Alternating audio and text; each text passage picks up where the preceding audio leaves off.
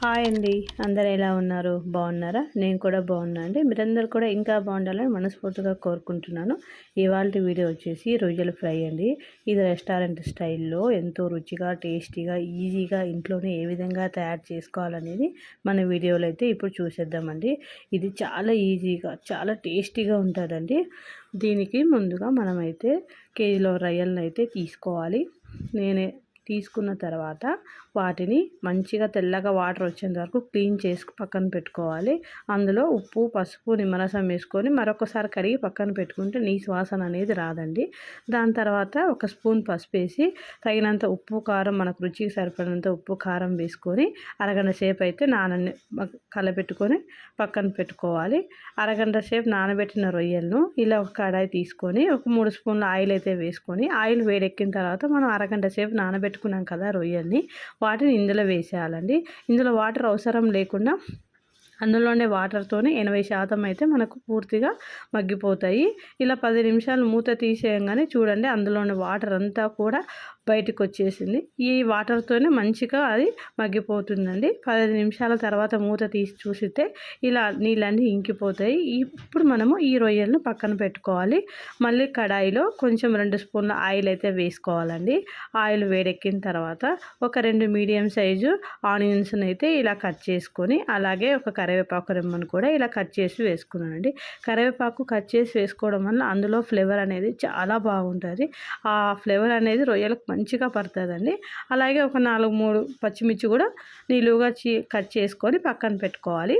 ఇప్పుడు ఆనియన్స్, కరివేపాకు మగ్గిన తర్వాత మనము పచ్చిమిర్చిని కూడా యాడ్ చేసుకోవాలండి. మనం ఆల్రెడీ ఎండు కారం వేస్తాం కాబట్టి ఇందులో ఒక 4-3 అంతే అండి, 4-5 పచ్చిమిర్చి ఇలా నిలువుగా కట్ చేసి వేసుకుంటే చాలు. ఇది పచ్చిమిర్చి వేయడం వల్ల అనేది టేస్ట్ అనేది వస్తుందన్నమాట. అందుకనేసి పచ్చిమిర్చిని యాడ్ చేసుకోవాలి అంతే. చాలా ఈజీ అండి. అసలు అచ్చం రెస్టారెంట్ స్టైల్లో ఉంటుంది. ఈ రొయ్యల ఫ్రైని అయితే తప్పకుండా ట్రై చేయండి. చాలా ఈజీ, చాలా టేస్టీగా ఉంటుంది. ఇది వైట్ అన్నంలోకి చాలా బాగుంటుందండి. అన్నంలోకనే కాదు, స్నాక్స్ లాగా కూడా పనికొస్తుంది. చాలా టేస్టీగా ఉంటుంది. ఇప్పుడు ఆనియన్స్ను మనము త్వరగా మగ్గిపోవడానికి ఒక స్పూను ఉప్పు అయితే వేసానండి.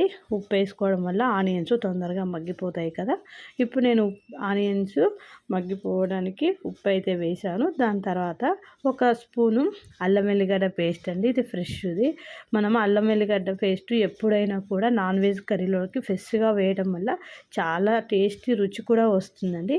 ఇది పచ్చివాసన పోయేంత వరకు ఇలా మనం వేపుకోవాలి.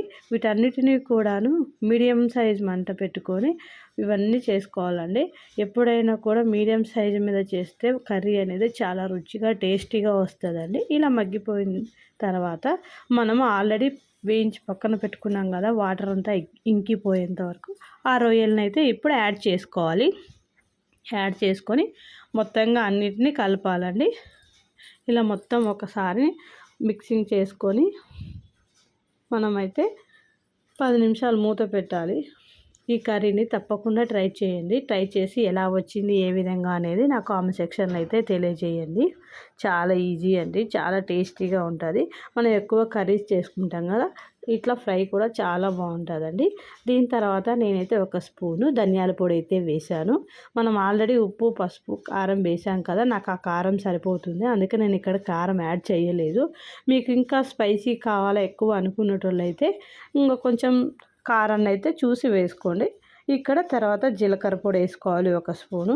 దాని తర్వాత గరం మసాలా కూడా వేసుకోవాలండి. గరం మసాలా అనేది లాస్ట్లో వేసుకోవాలి. అప్పుడు ఆ టేస్ట్ అనేది చాలా బాగుంటుందండి. గరం మసాలా అనేది ఏ కూరలైనా కూడా దింపేటప్పుడు వేసుకుంటే ఆ సువాసన అనేది చాలా బాగుంటుంది.